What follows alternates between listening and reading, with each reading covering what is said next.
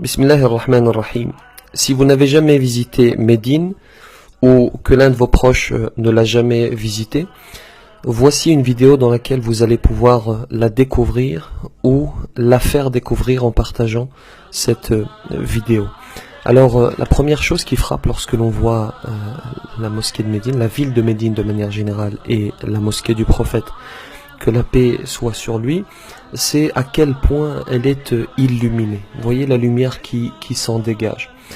Alors, c'est une ville, Médine, qui a accueilli le prophète, que la paix soit sur lui. Après la révélation, il a été combattu. Il a été combattu, on l'a chassé, et il a été chercher refuge dans une ville qui s'appelle At-Taif, une ville qui est à peu près à une centaine de kilomètres de la Mecque. Il est arrivé à At-Taif, et même à Taif, il va être chassé de cette ville. On va même charger les enfants de le chasser à coups de pierre. Après cela, il va faire la fameuse invocation. Allahumma ilayka ashku da'fa quwwati wa qillata hilati wa hawani 'ala an-nas. Et Dieu va répondre à son invocation et il va être accueilli par les Médinois. Une ville qui s'appelait à l'époque Yathrib. Et c'est une ville qui a un certain nombre de noms. On l'appelle Taïba, on l'appelle Taba, on l'appelle Al-Madina. Cette mosquée que vous voyez, ce n'est pas la première mosquée de l'islam, c'est la deuxième. La première mosquée de l'islam, c'est la mosquée de Quba qui est située à 3 km au sud de la ville. Alors on fait une petite pause ici pour vous montrer plusieurs choses. D'abord, voyez ce que vous voyez, cette coupole verte. En dessous de cette coupole, il y a le prophète, que la paix soit sur lui. Il y a Abu Bakr radiyallahu anhu et il y a Omar radiyallahu anhu.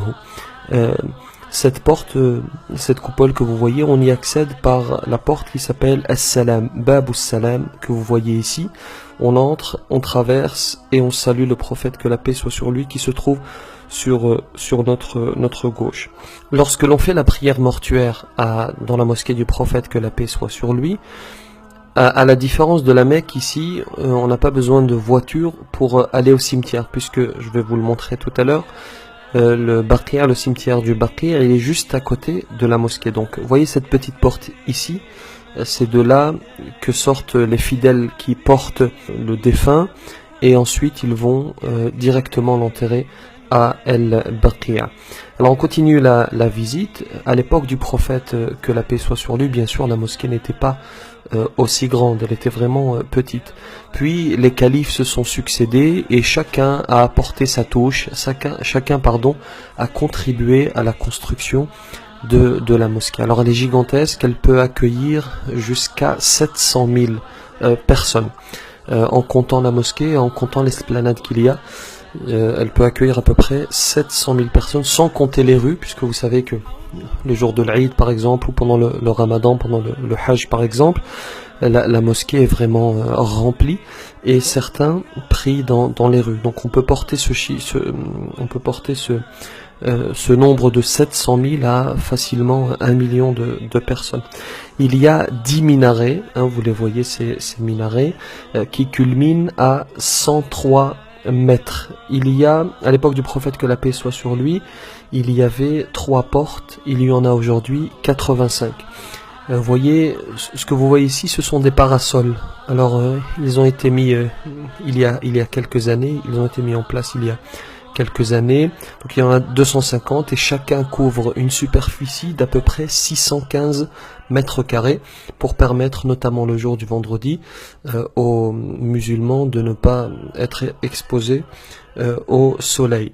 Dans la ville, dans cette mosquée, une prière, d'après nos textes, une prière équivaut à 1000 prières, et à la Mecque, une prière équivaut à 100 000. Concernant les coupoles, alors cette coupole verte, elle fait 9 mètres, il y a 27 coupoles mobiles. Ensuite, ce que vous voyez ici, c'est El-Baqi', le cimetière du Baqi', alors dans lequel sont enterrés un certain nombre de compagnons, de savants. Il y a par exemple Ibrahim, le fils du prophète Mohammed, que la paix soit sur lui. Il y a sa fille Fatima az-Zahra. Il y a le savant Malik ibn Anas. Il y a Uthman ibn Affan, le compagnon.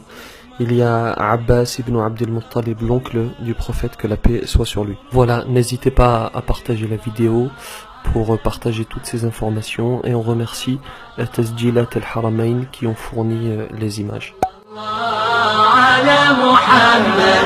صلى الله عليه وسلم